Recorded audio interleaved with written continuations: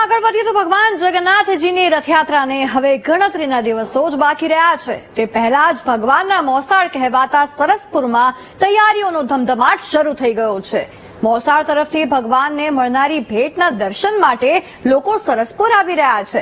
ભગવાનના મામેરાના દર્શન કરી ભક્તો ધન્યતાનો અનુભવ કરી રહ્યા છે.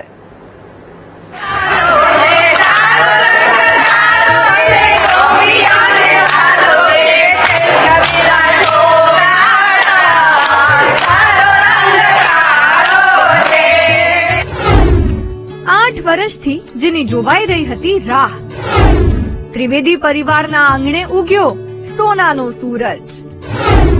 મામેરાના દર્શન માટે ઉમટ્યો માનવ મહેરામણ.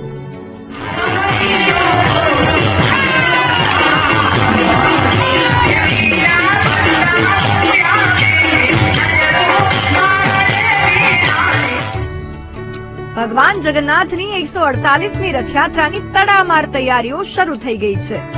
દર વર્ષે અષાઢી બીજના રોજ અમદાવાદમાં ભગવાન જગન્નાથની ભવ્ય રથયાત્રા નીકળે છે.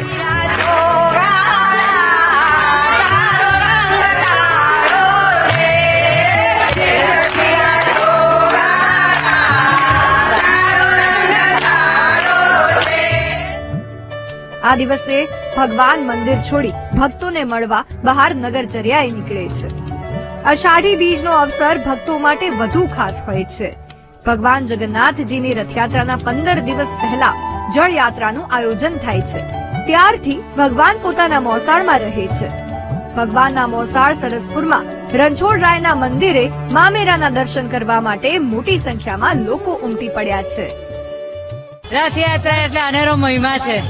આ દર્શન તો ભાગ્યશાળી એને થાય. આ રથયાત્રાના દર્શન, મામેરાના દર્શન બહુ સરસ છે. અમે આટલા વખતથી રહીએ છીએ અમદાવાદમાં. આ વખતે લાવો લેવાનો છે ભગવાનના દર્શન કરવાનો મામેરાનો. અહીંયા આગળ જગન્નાથજી અને બળભદ્રજી અને બેન સુભદ્રાજીનો પધરામણી થયા પછી અહીંનો આખો માહોલ જ બદલી જાય છે. લોકોનો ઉત્સાહ વધી જાય છે અને દર વર્ષે લોકો હર્ષ અને ઉલ્લાસથી આ પર્વને ઉજવે છે. આ પર્વ જેવો જીવનમાં કોઈને મોટો લાવો મળતો નથી. ભગવાન ખુદ મંદિરમાંથી નીકળી અને દરેક ભક્તોને દર્શન આપે છે. આ વસ્તુ કોઈ મંદિરમાં થતી નથી, માત્ર આ જ મંદિરમાં છે. ભગવાન જગન્નાથજીની નગરચર્યાને હવે આંગળીના વેઢે ગણી શકાય તેટલા દિવસો જ બાકી રહ્યા છે.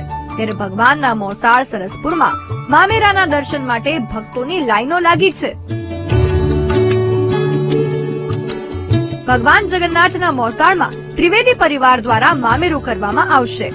વાસણામાં રહેતા ત્રિવેદી પરિવારના કહેવા અનુસાર તેઓ છેલ્લા 8 વર્ષથી યજમાન બનવા માટે રાહ જોઈ રહ્યા હતા. મામેરા સમયે તેમના પરિવાર અને ભક્તો દ્વારા 4 દિવસીય ઉત્સવની ઉજવણી થઈ રહી છે.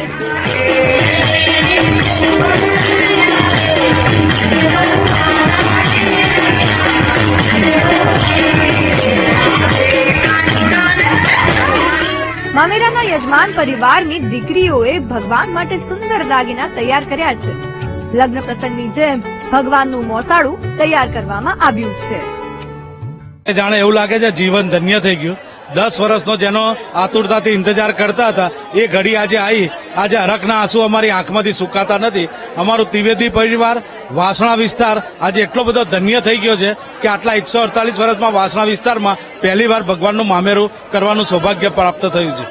શું કશો મામેરું કરવાનો મોકો મળ્યો છે? કેવા ઉત્સવ ને ખાસ કરીને જયારે ભગવાન મોસાળમાં છે અત્યારે ત્યારે શબ્દો જ નથી વ્યક્ત કરવા માટે કે કેટલો ઉત્સાહ, કેટલો હરખ છે. બહુ ખુશી અમે. શું વસ્તુ હશે મામેરાની અંદર? સોના ચાંદીના દાગીના, જળતરના દાગીના અને ભગવાનના વાઘા અને ભગવાનનો શણગાર અમે અલૌકિક કર્યો છે ઈશ્વરને. આ વર્ષના વાઘા રાજસ્થાની વસ્ત્રોથી તૈયાર કરવામાં આવ્યા છે.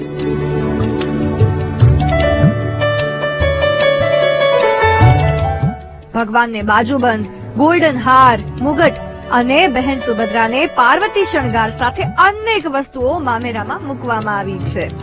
મોરપીંચ કલરમાં ડિઝાઇન અને ગોલ્ડન મોરની પ્રિન્ટવાળા વાઘા તૈયાર કરાયા છે. ભગવાનના વાઘામાં એમ્બ્રોઇડરી, જરદોશી વર્ક, કસબ વર્ક અને ગોટાપટ્ટીનો ઉપયોગ કરાયો છે.